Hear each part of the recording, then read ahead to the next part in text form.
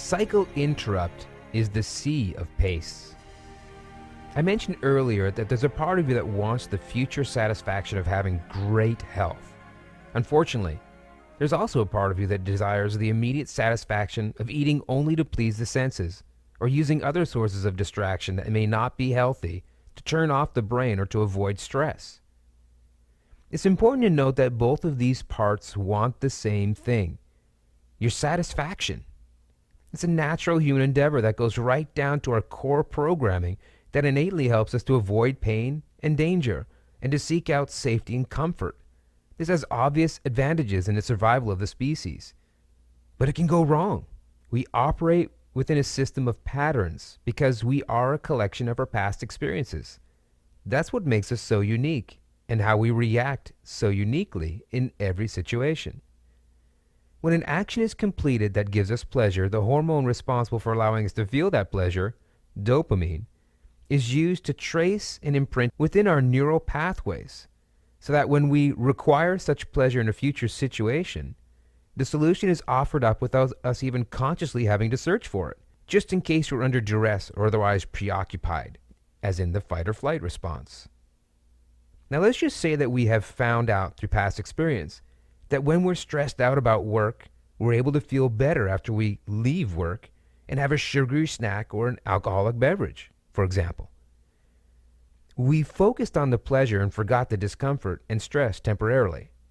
That's a great way to rapidly change the state of mind. The problem is that the pattern now being burned into the neural pathways doesn't really care about future ramifications. That's the job of your conscious intellect. If we didn't live in such a fast-paced, stressful society that we now find ourselves in, we may have had the time and space to consciously consider with our intellect the full results of our actions, and perhaps have found a better choice. Instead, we just enjoy the removal of discomfort and a subsequent relief, building a cycle that may or may not be good for us. Now remember, we're not wrong or broken, just in a very tough environment, and some of the cycles that worked in the past no longer work in the present, and they need to be interrupted and then rewritten. So ask yourself, what is a cycle that you tend to do that may have worked in the past but that you no longer wish to do? In essence, it is old and outdated. I have heard from clients in the past cycles such as, when I get overwhelmed, I tend to get angry, sad, or anxious, and that leads to unhealthy behavior. But when I get stressed out, I watch TV or use alcohol or junk food to turn off my hyperactive brain. Remember how we finished crafting our goals by placing the action in the present moment to fool the subconscious mind? Well, we can do the same for the unwanted behaviors. Put the old habit or behavior in the past tense to store it away as old, outdated, and no longer applicable. For example, watching TV to remove stress is an old and outdated behavior of the past.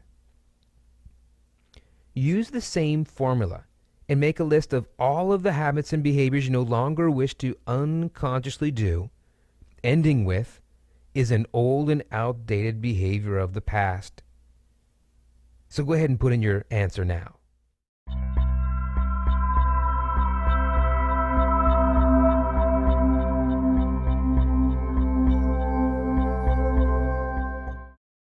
Now that you've done that, it's time to have fun and play a game. But before we start, I must warn you. If at any point you find this silly or below you, snap out of it. You're about to learn one of the most powerful lessons in rapid state change.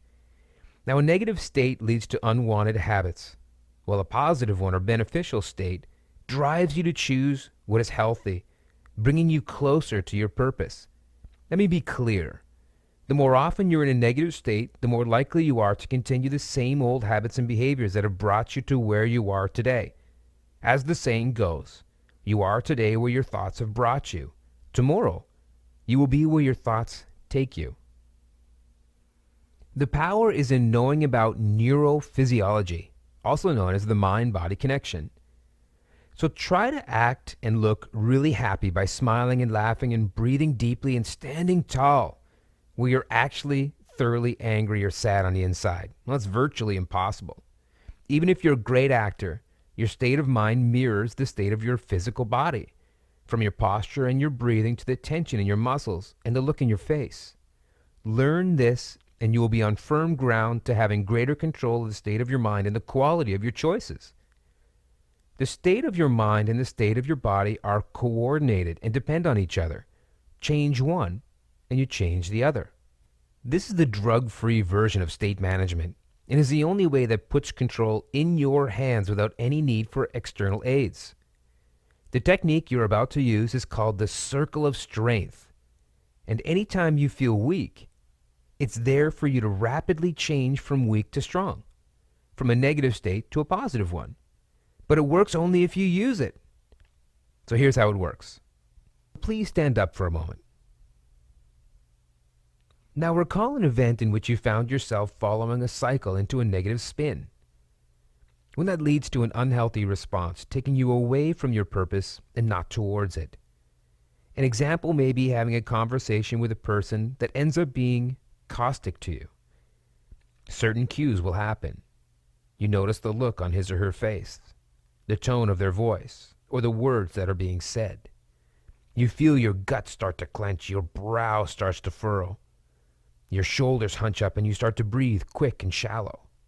Go ahead and recall the specifics for you and assume those physical attributes that signal the cycle is starting.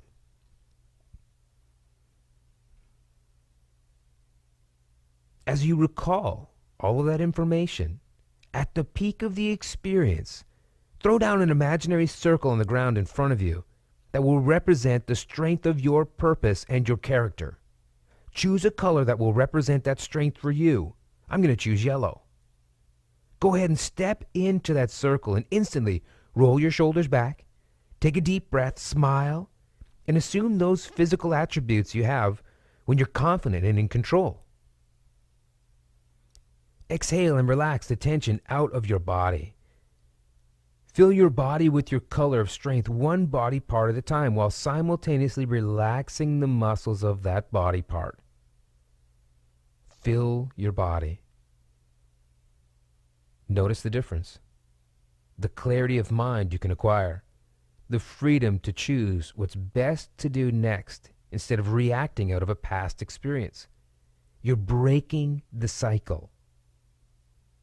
Now, in this perfect state, mentally rehearse how you can best move forward in the best interest of your health and wellness, as well as the health and wellness of the environment and the person or people that are in it. This is selfish in nature because if you can remove the trigger from your environment, you no longer have to continue to deal with it in the future. This is why doing unto others as you would have them do unto you is such a powerful idea. Use it to your advantage. When you've imagined your perfect response in detail, and take all the time you need, you'll just step back out of the circle. You can't help but feel empowered after that. Now, for some people, it takes practice. Some people will be able to imagine it like it's a movie on the video screen of their mind. Other people will just logically step their way through it. Once again, if you feel that this is silly or intangible, then what would you rather do? Continue down the path of failure? Of continuing this cyclic sabotage? What will happen if you can't get control of your situation, of your decision-making process? Personally, I'd much rather do something silly in order to get results than to suffer the pain of continued failure, and I hope you do too. Notice how we are being proactive by drawing up the past experience that's negative and then rewriting it in our favor with pleasurable results. The neural pathways are formed and dopamine flows. The subconscious learns the new actions by making new dopamine receptors along the specific neural pathways, and it will soon apply them unconsciously and even automatically as new habits and behaviors. How cool is that? But it takes practice. Now, this is very important. If you have used the old negative cycle repeatedly for many years, it only makes sense that it will take some conditioning to have the new positive cycle take precedence. The circle of strength must be rehearsed ahead of time. Well, because in the heat of the moment, it's usually too late. That's best to do in private, unless you like strange looks. Also, the greater the detail you give when you mentally rehearse your new response, the stronger the message to the subconscious and the stronger the connection between the neural pathways. This will take practice for many of us. So mentally rehearse in full color, movement, sound, and even feeling to the best of your ability.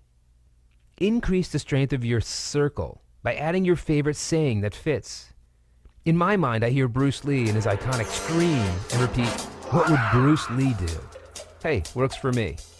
So what works for you? Now make your circle 10 times before you move on. I recommend practicing your circle each day until you respond as rehearsed automatically and without effort. Then find another cycle that you desire to alter and work on it. Condition your mind just like you must condition your physical body. It only makes sense. This is like the archer destroying any self-doubt before competing, removing all obstacles to hit that bullseye.